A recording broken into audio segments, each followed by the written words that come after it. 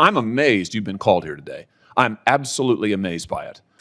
You were President Biden's pardon attorney, is that correct? I was the Justice Department's pardon attorney. You made clemency recommendations to the White House whether or not to pardon inmates, is that correct?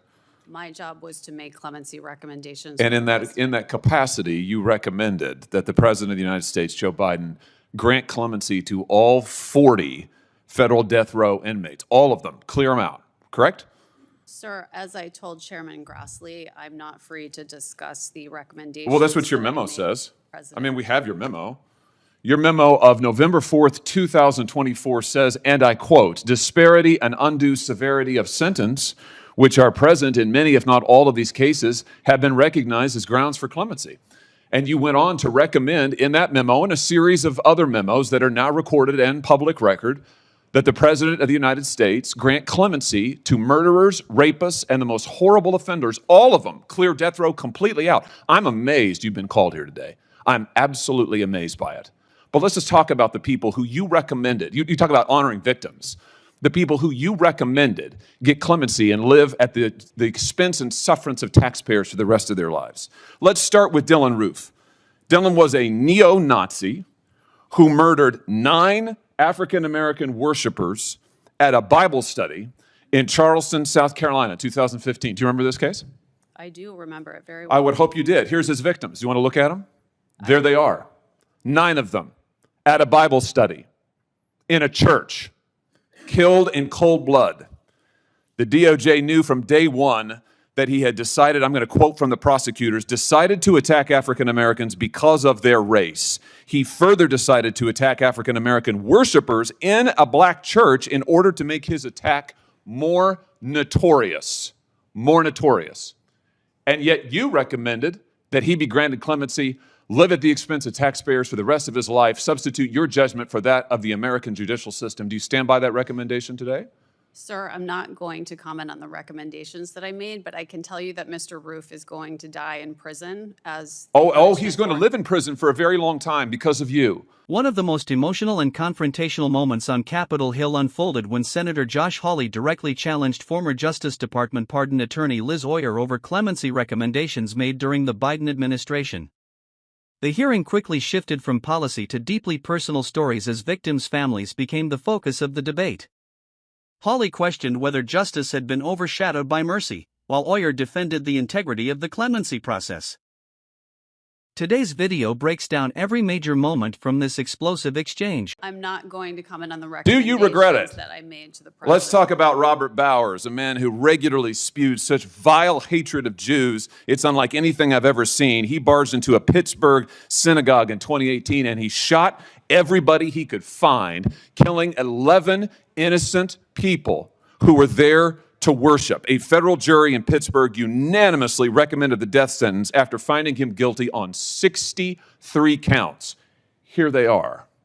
They're his victims. Take a good look. You recommended clemency for this person who went in and killed these people just because they're Jews. The other guy killed people just because they're black. This guy killed people just because they're Jews. A jury recommended that he be sentenced to death, and you substituted your judgment for theirs, and now he's going to live. Are you proud of that? Sir, what I am proud of is the fact that I took my job as pardon attorney extremely seriously. Apparently not seriously enough. You certainly didn't take the victims seriously. Then there's Jorge Avila Torres, who wasn't just a murderer. He was a serial killer and a rapist. Sir, Here is who he assaulted and killed. He sexually assaulted and killed 8-year-old Laura Hobbs and 9-year-old Crystal Tobias in a Chicago suburb in 2005. And then 4 years after that, he committed another murder. He slaughtered a fellow service member, Navy Petty Officer Amanda Snell, in 2009 while she was in her barracks. That's what he did. And you recommended clemency for this individual, and now he'll live his life at the expense of taxpayers because you substituted your judgment for that of the American judicial system, jury, judges, the whole lot, and yet you're here to tell us that you're somehow a victim?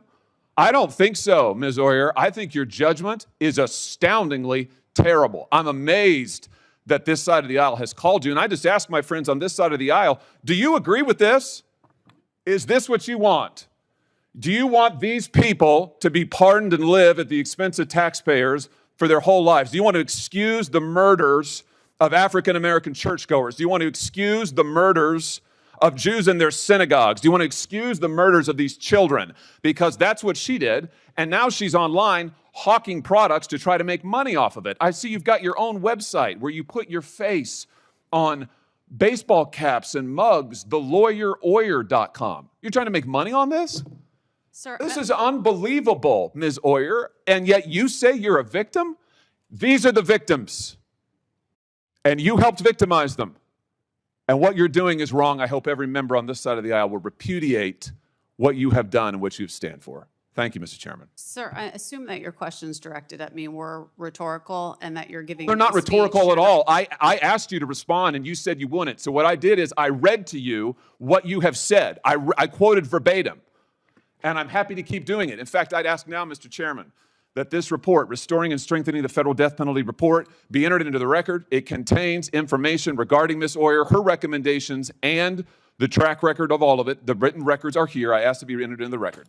It'll be, Ms. Hoyer, take a minute to respond if you want to. Thank you, Chairman Grassley. Under President Biden, just like under President Trump, had a job to do, which was to make recommendations to the president about how to best accomplish their clemency objectives. I put the utmost effort into doing that in a way that was consistent with the interests of the justice system and all of its stakeholders, which includes crime victims, as well as defendants, as well as family members, as well as judges, as well as prosecutors, all criminal justice system stakeholders. The process that I presided over was one that was beyond reproach. What's happening now with clemency is an absolute disgrace, and I'm sorry that I can't answer the questions about the specific recommendations in this public setting, but I would be glad to meet with any members of this committee. Don't forget to like, comment, and hit the subscribers button for more political and controversial showdowns.